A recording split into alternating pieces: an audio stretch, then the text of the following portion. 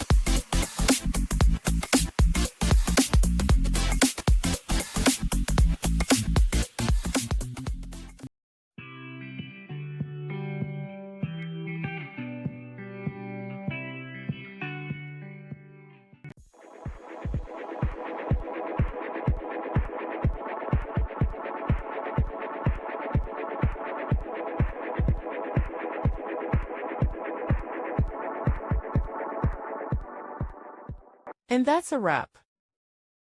I hope you found the answer you were looking for. If you did, take a second to hit that subscribe button. It really helps out. And let me know in the comments which solution worked best for you. See you next time in the debug zone.